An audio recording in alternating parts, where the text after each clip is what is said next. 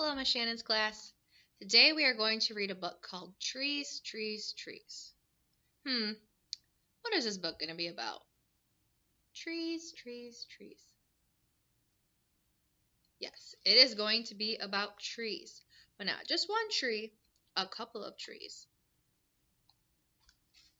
Look at this tree. Did you know it began as a seed inside an acorn? It started out like this.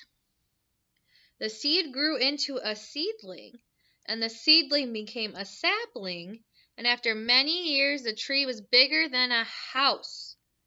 What else can we learn about trees? Let's find out. First, did you know that trees have three main parts? They have a crown, which is the top. They have a trunk, which is the bottom, and they have roots, which actually just looks like an upside down tree under the ground in the dirt. The crown is made up of leaves, branches, and twigs. Sunshine helps the leaves change water and carbon dioxide into the food to make for the tree.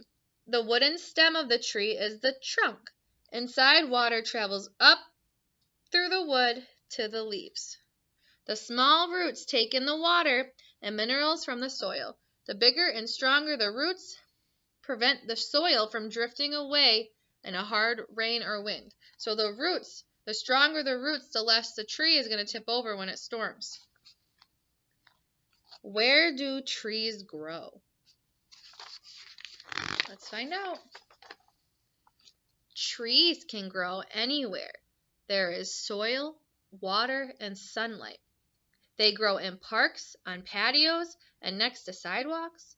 They grow in wet and swampy places in the mountains and even the desert. A large group of trees together is called a grove, and even larger groups are called a forest. Forests are home to thousands of different kinds of animals. What kinds of trees stay green all year? Evergreen, green is in the name, evergreen trees stay green all year round. Palm trees have a hard, broad leaves or leaves like fans. You'll find them in warm, rainy climates. Spruce and pine trees have sharp green needles, and they can live in both cold and warm places. What kinds of trees lose their leaves? Deciduous trees shed their leaves each year. These trees look very familiar. We have trees outside of our classroom that have just changed color and lost all their leaves like these. So they must be deciduous trees. The leaves turn red, orange, or yellow before they fall off in the autumn. Maples, elms, and oaks are deciduous trees. What food grows on trees? You guys already know some of the food that grows on trees. Let's see if there's any new ones that we hear about.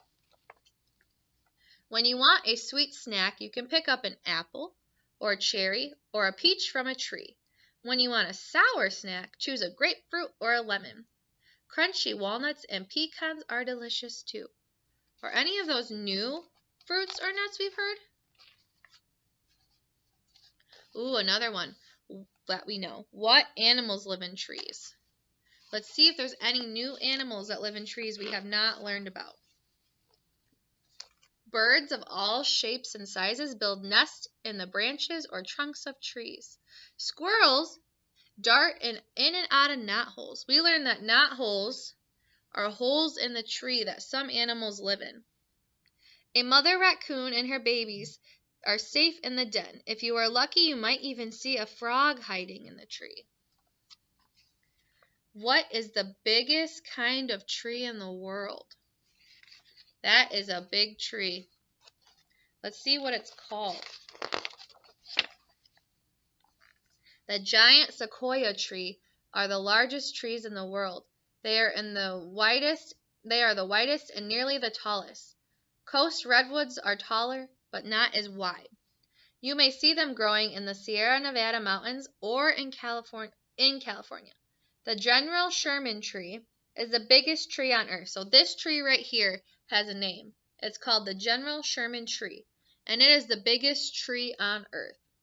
It is 270 feet tall and more than 2,000 years old. What do you call this tiny tree? I don't know. Let's find out.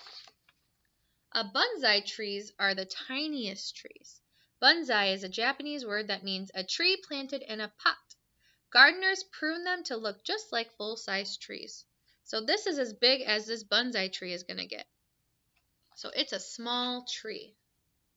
How do we enjoy trees? During the summer, we can picnic in the shade beneath the tree. We can build a tree house and pretend it's a pirate ship. We can swing on a rope from a high branch. Or on a cold wintry day, we can build a snow fort around our favorite tree. We can collect pine cones and make an art project, or hang a bird feeder from a branch.